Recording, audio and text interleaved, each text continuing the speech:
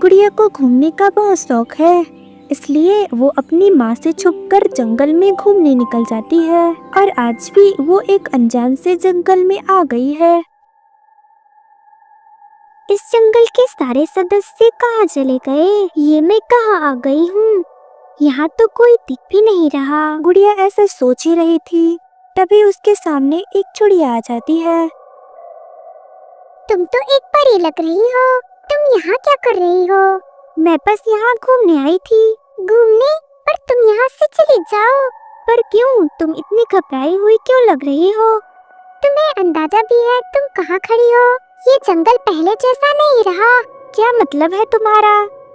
यहाँ एक तांत्रिक आ गया है। वो जंगल की पुरानी झील पर काला जादू कर रहा है। जो भी इसकी नजरों में आता है वो उसे गायब कर देता है। क्या? ये तुम क्या कह रही हो? हाँ, मैं ठीक कह रही हूँ। तुम यहाँ से चली जाओ। अगर जंगल में न खतरा है तो फिर तुम यहाँ क्या कर रही हो? क्योंकि ये मेरा घर है।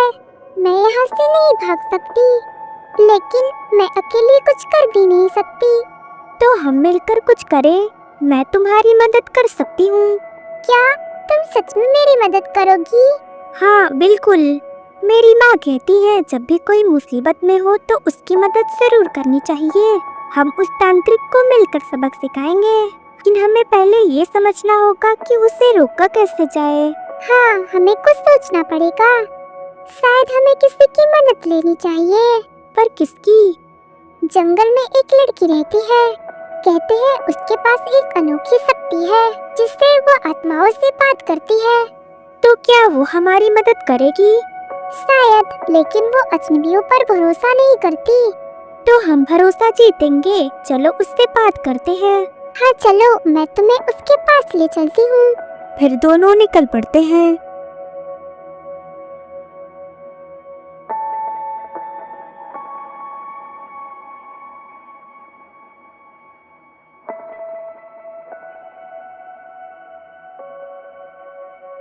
और दोनों वहाँ पहुँच जाते हैं। सब एक दूसरे की तरफ गौर से देखते रहते हैं। मेरा नाम गुड़िया है और ये मेरी दोस्त रानू चिड़िया है। मुझे पता है, और ये भी कि तुम यहाँ क्यों आई हो। तुम्हें कैसे पता? मुझे सब पता है, नाम, डर और छुपी हुई बातें सब। तो फिर तुम जानती होगी कि तांत्रिक क्या कर रहा है? हाँ, वो जंगल की नीली आत्मा को कैद करने वाला है। वही इस जंगल की जान है। अगर वो कैद हो गई तो ये जंगल खत्म हो जाएगा। तो हमें क्या करना होगा? हम अपने घर को कैसे बचाएं? एक ही तरीका है, सच्चाई का फूल। लेकिन सिर्फ वो तब खिलता है जब कोई अपनी जान खतरे में डालकर किसी की जान बचाता है। पर ये फूल मिलेगा कहाँ? ये फूल तुम्हें वहीं मिलेगा जिस झील के पास उसने नीली आत्मा को कैद किया है। तुम चाहो तो मैं वहाँ तुम्हें लेकर चल सकती हूँ। हाँ, क्यों नहीं। हमें आपकी मदद चाहिए। फिर तीनों तांत्रिक के पास निकल पड़ते हैं। हाँ हाँ हाँ, नीली आत्मा अब तू मेरी शक्ति बनेगी। रुक जाओ, ये सब करना बंद करो। वो नीली आत्मा मेरी बहन है।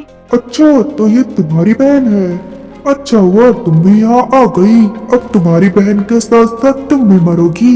ये कहकर तांत्रिक उन पर हमला कर देता है। तभी गुड़िया उनके सामने आ जाती है। तांत्रिक के हमले से गुड़िया नदी में गिर जाती है, पर उसे कुछ भी नहीं होता। वो थोड़ा आगे बढ़ती है, तभी उसे एक बड़ा सा फूल दिखाई देता है। ओह, तो लगता है यही सच्चाई का फूल है और तांत्रिक का अंत भी यही फूल करेगा। वो उसके पास जाती है। जैसे ही गुड़िया उस फूल को टच करती है, उस फूल से एक अद्भुत सी शक्ति निकलती है और सीधे पानी से बाहर की ओर निकलती है और जाकर तांत्रिक पर हमला कर देती है। गुड़िया भी पानी से बाहर आ जाती है। इधर तांत्रिक भी उस दिव्य फूल की शक्तियों से नष्ट हो जाता है और नीली आत्मा मुक्त हो जाती है। सब कुछ पहले से शांत हो जाता है। ये देखकर सब लोग बहुत खुश हो जाते हैं। दीदी, तुम ठीक तो हो ना? मैंने सोचा था मैंने तुम्हें हमेशा के लिए खो दिया। छोटी, तुम्हारी यादें थी जिसने मुझे कैद में भी जिंदा रखा। मेरे पास ज्यादा वक्त नहीं है, मुझे यहाँ से जाना होगा। दीदी, काश आप यहीं रुक पाती। मेरा स्थान इस लोक में नहीं है, मुझे जाना ही पड़ेगा। तुमने मुझे आजाद जो कर दिया है, पर तुम चिंता मत करो, मैं हमेशा तुम्हारे आसपास रहूंगी। गुड़िया और रानू जोड़िया चुपचाप वहाँ खड़े थे। वो बहुत ही ज्यादा इमोशनल हो गए थे। देखते ही देखते वो वहाँ से चली जाती है।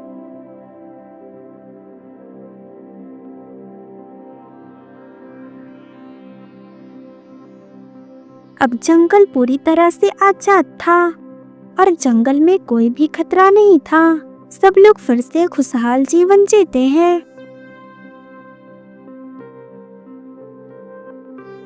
और गुड़िया अपने घर वापस लौट जाती है।